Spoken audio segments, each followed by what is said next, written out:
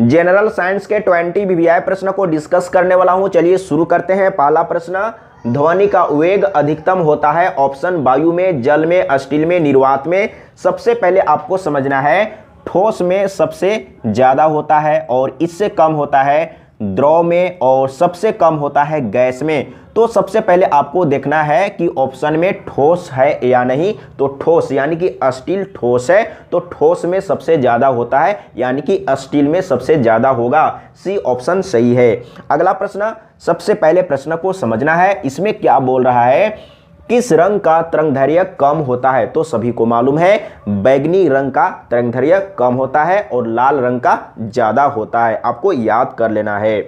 अगला प्रश्न, तीसरा नंबर, वायु में ध्वनि का वेग स्वतंत्र होता है। अब यहां पर आपको समझना है घनत्व से ध्वनि के चाल में परिवर्तन होगा और आर्द्रता से भी ध्वनि के चाल में परिवर्तन होगा और तापमान से भी ध्वनि के चाल में चेंजिंग हो सकता है, इफेक्ट हो सकता है। लेकिन दाब से ध्वनि के चाल में कोई परिवर्तन नहीं होता है, कोई इफेक्ट नहीं होता है, कोई प्रभाव नहीं होता है।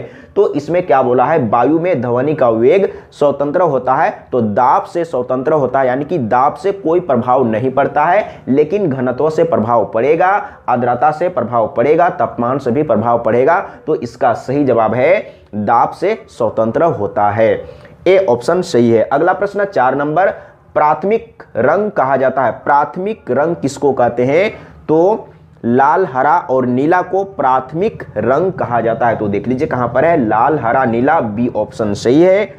अगला प्रश्न, 5 नंबर, तंबाकू में विषैला पदार्थ होता है। कौन सा विषैला पदार्थ होता है? तो सभी लोग जानते हैं कि तंबाकू में निकोटीन होता है। तो ए ऑप्शन सही है, निकोटीन। अगला प्रश्न, 6 नंबर, इसमें क्या बोला है, कैफीन कहां पाया जाता है? तो कैफीन पाया जाता है कॉफी में। तो देख लीजिए ऑप्शन में कहां पर है, तो सी ऑप्शन सही है। अगला प्रश्न, 7 नंबर, नींबू के रस का पीएच मान कितना होता है? तो नींबू का रस खट्टा होता है, खट्टा होता है इसका मतलब अम्लीय है। तो अम्ल का पीएच मान 7 से कम होता है। समझिएगा, अम्ल का पीएच मान 7 से कम होता है। तो देख लीजिए इसमें कौन सा 7 से कम है? तो 0 तो नहीं होगा, 7 से कम यानी कि 2.4 यानी कि सी ऑप्शन सही है। अगला प्रश्न, 8 नंबर, अब इसमें क्या बोला है, नींबू में कौन सा अम्ल होता है? तो जो भी खट्टा फल है या नींबू है, तो खट्टा फलों में साइट्रिक अम्ल पाया जाता है, साइट्रिक एसिड पाया जाता है। तो सी ऑप्शन सही है। तो जो चीज याद करने का है उसको याद करना है, रटना है, और जो समझने का है उसको मैं समझाऊंगा। अगला प्रश्न, 9 नंबर, बॉक्साइट किसका अयस्क है? यानी कि बॉक्साइट से एल्युमिनियम निकाला जाता है, तो एल्युमिनियम का अयस्क है। डी ऑप्शन सही है। इसके बाद पीतल खाली स्थान की मिश्र धातु है। कहने का मतलब है कि पीतल क्या चीज से बना हुआ होता है। अब यहां पर थोड़ा सा आपको ट्रिक समझना है, तो आपको याद कर लेना है पिताजी। अब यहां पर समझना है, तो पी से पीतल यानी कि पीतल, ये दोनों से बना हुआ होता है।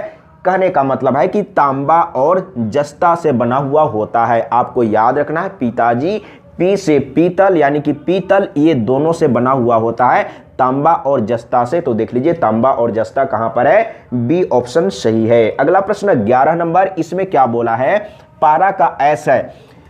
पारा का अयस्क है, खाली स्थान है, तो पारा का अयस्क सीने बार है। तो सीने बार देख लीजिए कहां पर है, सी ऑप्शन सही है। तो ये तो याद करने का चीज है, याद कर लेना है।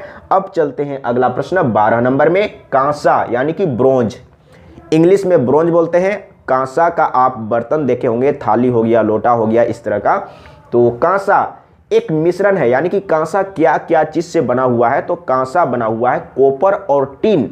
तो कॉपर और टीन, इसको आप याद कर लीजिएगा। कांसा और पीतल में डाउट होता है, तो मैंने पीतल का तो बता दिया, तांबा और जस्ता से, तांबा और जस्ता से। तो कांसा क्या चीज से बनेगा? यानी कि कॉपर और टीन से। तो कॉपर टीन देख लीजिए कहां पर है, कॉपर और टीन। डी ऑप्शन सही है। 13 नंबर, पेट्रोल का मुख्य संघटक क्या है? पेट्रोल का मुख्य संघटक क्या है? तो आप हमेशा के लिए याद कर लीजिएगा, ऑक्टेन। ऑक्टेन, तो ऑक्टेन कहां पर लिखा हुआ है? बी ऑप्शन सही है। पेट्रोल का मुख्य संघटक क्या है? ऑक्टेन है। अगला प्रश्न, पेट्रोलियम में खाली स्थान का जटिल मिश्रण होता है, यानी कि पेट्रोलियम में क्या चीज का मिश्रण होता है, तो ऑप्शन में क्या लिखा हुआ है, यानी कि प्रोपेन और ब्यूटेन का मिश्रण होता है। तो खाली स्थान के जगह में आपको रखना है प्रोपेन और ब्यूटेन। इसका मतलब पेट्रोलियम में प्रोपेन और ब्यूटेन का जटिल मिश्रण होता है। ए ऑप्शन सही है। अगला प्रश्न, एसिड बदलता है यानी कि अम्ल बदलता है। अब यहां पर समझिएगा, रेड ब्लू बेस, बेस का मतलब होता है, अब यहां पर समझिएगा, तो बेस का मतलब होता है क्षार और अम्ल एसिड। तो अगर यहां लिटमस पेपर की बात बोल रहा है, अगर लिटमस पेपर को अगर लाल लिटमस पत्र को अगर लाल लिटमस पत्र ब्लू में बदल जाता है तो इसका मतलब बेस है, यानी कि क्षार है। तो क्षार क्या करता है, रेड को ब्लू में बदलता है, तो अम्ल क्या करेगा, जस्ट उल्टा करेगा, यानी कि ब्लू से रेड में बदलेगा। तो यहां पर देखिए क्या लिखा हुआ है, नीला लिटमस को लाल में, यानी कि नीला को ब्लू को रेड में। तो अम्ल क्या करेगा, एसिड क्या करेगा, तो एसिड क्या करेगा, ब्लू को रेड में बदलेगा, लेकिन क्षार क्या करेगा, यानी कि बेस क्या करेगा, रेड को ब्लू में बदलेगा। बिल्कुल समझ में आ गया होगा, तो ए ऑप्शन सही है। अगला प्रश्न, एमिनो अम्ल मिलते हैं, एमिनो अम्ल किस में पाया जाता है, तो एमिनो अम्ल से प्रोटीन बनता है, और प्रोटीन जो बना हुआ होता है, हमारे शरीर में प्रोटीन बनता रहता है, तो 20 एमिनो अम्ल की सहायता से बनता है, यानी 20 एमिनो अम्ल से प्रोटीन बनता है, याद रखिएगा। तो एमिनो अम्ल मिलते हैं प्रोटीन में, सही है, डी ऑप्शन। इसके बाद 17 नंबर में, एपीकल्चर किससे संबंधित है, एपीकल्चर किससे संबंधित है, तो एपीकल्चर मधुमक्खी पालन से संबंधित है, तो ए ऑप्शन सही है।